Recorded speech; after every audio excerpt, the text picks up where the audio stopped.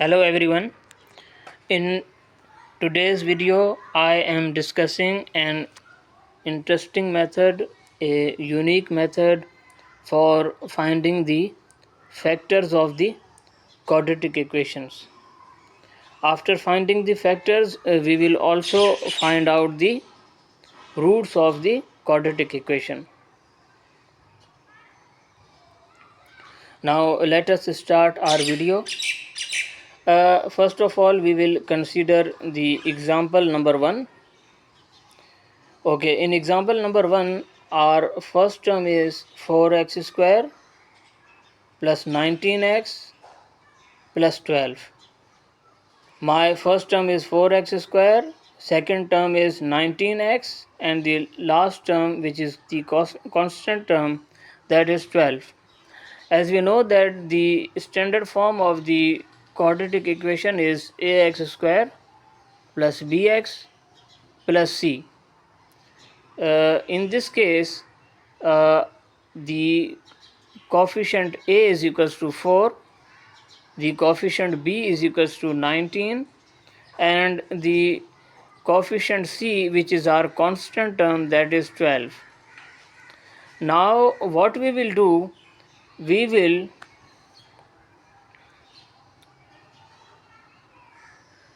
break our middle term. Okay, we will break our middle term, which is 19x, into two parts. Okay, so this will be our first step to break this middle term, which is 19x, into two parts. Now how we are going to do this? First of all, we will see that what is the value of a over here. The value of a over here is 4. So we will write down all the multiples of 4 which are less than 19.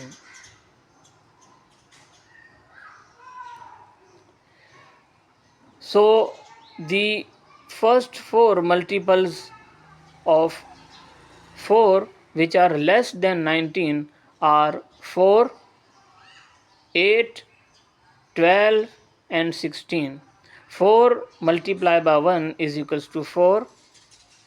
4 multiplied by 2 is equals to 8.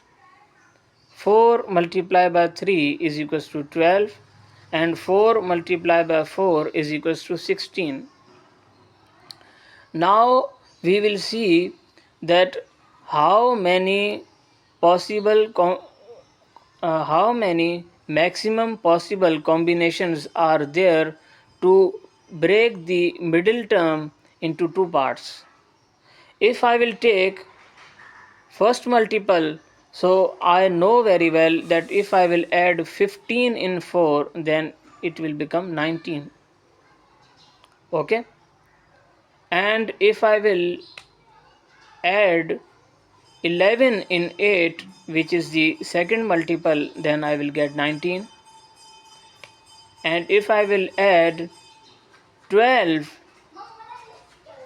and if I will add 7 in 12, which is the third multiple, then I will get 19.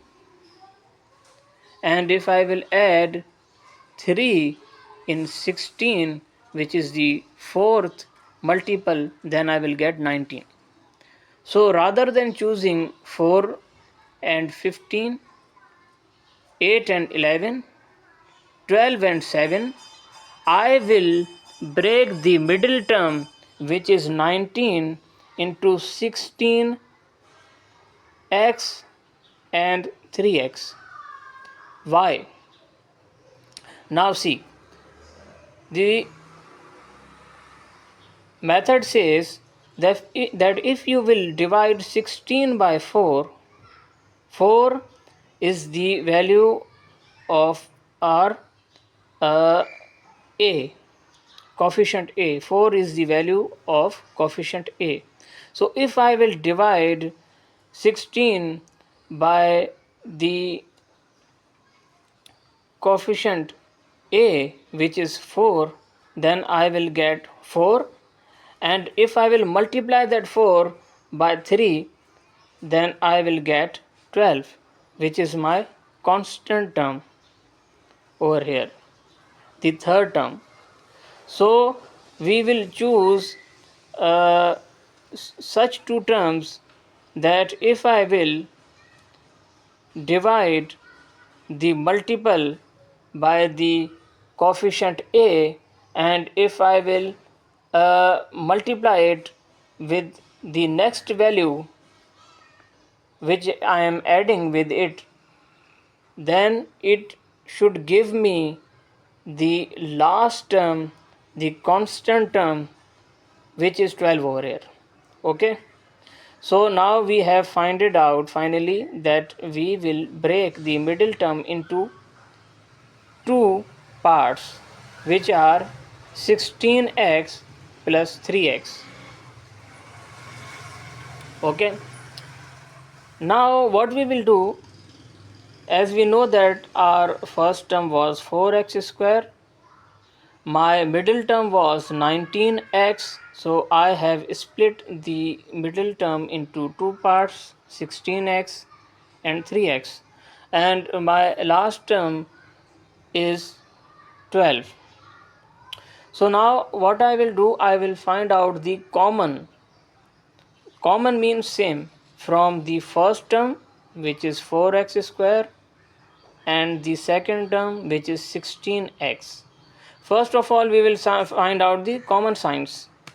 As I know that 4 is a positive number and 16 is a positive number, so the common signs of 4 and 16 are plus. Okay, positive. Now we will find out the common number, the common coefficient from we will find out the common coefficient from 4 and 16. Now, as I know very well that the common coefficient of 4 and 16 is 4. Why? Because 4 multiplied by 1 is equals to 4 and 4 multiplied by 4 is equals to 16. So the common coefficient will be 4 over here. And now we will find out the common variable from the first term and the second term.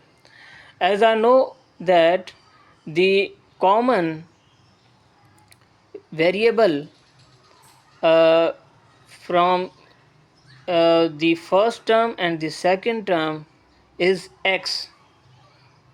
Okay, x multiplied by x is equals to x square and x multiplied by 1 is equals to x. So my common will be 4x over here. And if I will multiply that 4x by x, I will get 4x square.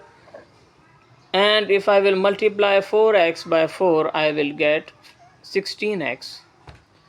Okay, so now we have finally find it out the common from the first two terms. Similarly, we will find out the common from the next two terms, which are plus 3x and plus 12. Now, as we can see over here that the first of all we will find out the common sign. The common sign among 3 and 12 is plus. Okay, we will write down plus over here. Then the common coefficient among 3 and 12 is 3.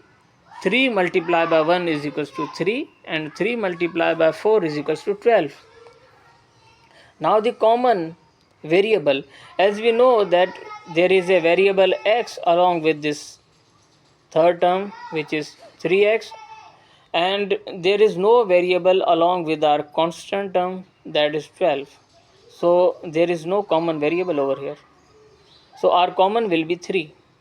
And if I will multiply this 3 by x, I will get 3x, and if I will multiply 3 by 4, then I will get 12. So what we have to actually do, we have to break the middle term in such two terms such that the factors which we will get after finding out the common from the first term and the second term, and the common from the third term and the fourth term. So the common factor of the first term and the second term, and the common factor which we will find out from the third term and the fourth term, that common factor should be same.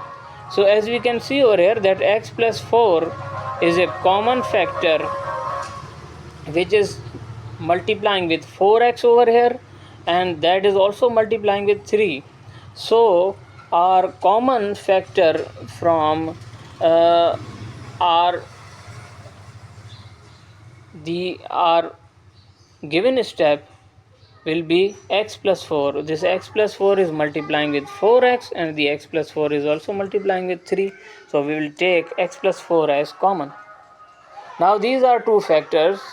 Now let us consider that, let us suppose that if our first factor x plus 4 is equals to 0, suppose if it is equals to 0, then if I will move this 4 towards the right hand side, so its sign will become change, it will become negative. So x is equals to minus 4, this is my first root. Okay, now the second factor, let us suppose that our second factor is equals to 0. 4x plus 3 is equals to 0. Now if I will move this 3 which is adding with 4x on the left hand side, if I will move it towards the right hand side, so its sign will become change, it will become negative, it will become minus 3. As I know that the 4 is multiplying with x on the left hand side, so when I will move this 4 towards the right hand side, so it will divide minus 3. So my next root will be x is equals to minus 3 upon 4. Now if you will put x is equals to minus 4 in our equation, which was 4x square plus 19x plus 12, if you will put x is equals to minus 4 in this equation, so this whole equation will become equal to 0. That is actually satisfying that the root which we have found it out from the given equation, that is true. Similarly, if you will put x is equals to minus 3 upon 4 in our given equation, which is 4x square plus 19x plus 12, then our whole equation will become equal to 0. So that is also satisfying that the second root which we have found it out from the given equation, that is also true. Now let us see another example, and in this example we will use the same method. Example number 2. In example number 2, my first term is 7x square, second term is 26x, and the third term is 24.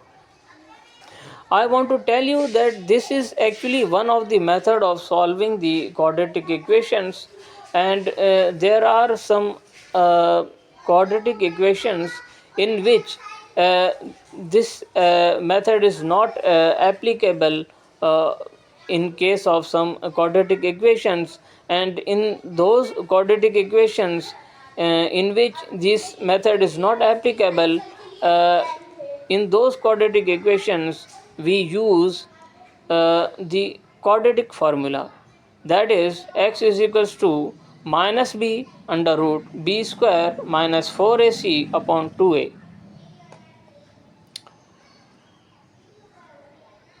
The examples which we have taken in our video, in both the examples the roots will be real. We have not choose any quadratic equation which have imaginary roots. Obviously the maximum number of roots will be 2, so we didn't have choose those quadratic equations which will give us an imaginary root. Fine. Now let us solve the example number 2.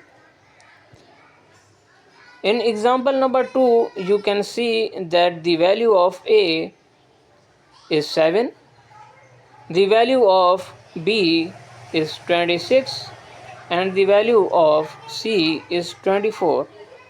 As I told you before, that the standard form of the quadratic equation is ax square plus bx plus c.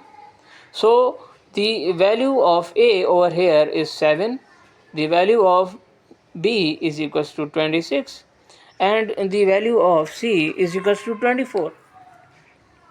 Now we will follow the same steps. Okay. Now what we will do, our middle term is 26x. We will break our middle term, which is 26x, into two parts. Okay, and how we are going to do this, we will write down the multiples of our coefficient A, which is 7, and we will only choose those multiples of 7 which are less than 26. Fine. So the first multiple of 7 is 7. 7 multiplied by 1 is equal to 7. And the second multiple of 7 is 14. 7 multiplied by 2 is equals to 14. And the third multiple of 7 is 21. 7 multiplied by 3 is equals to 21. Fine. So now we will see that how many maximum possible combinations are there to break the middle term into two parts. If I will add 19 in 7 with 7, which is my first multiple, then I will get 26. If I will add 12 in 14, which is my second multiple, then I will get 26. So I will choose the second multiple. Why I am choosing the second multiple? Because if I will divide the multiple 14 by 7, and if I will multiply its result by 12, then I will get 24, which is my coefficient C. Fine. So the second multiple is basically satisfying the condition. So I will choose second multiple, which is 14. So I will break the middle term into two parts, that are 14, that will be 14x plus 12x. My equation is 7x square plus 26x plus 24. Fine. I will break the middle term into two parts, 14x and 12x. Now we will repeat the same steps which we have done in the previous example. We will find out the common from the first and the second term. My first term is 7x square and my second term is now 14x. And we will also find out the common from the third and the fourth term. My third term is 12x and my fourth term is 24.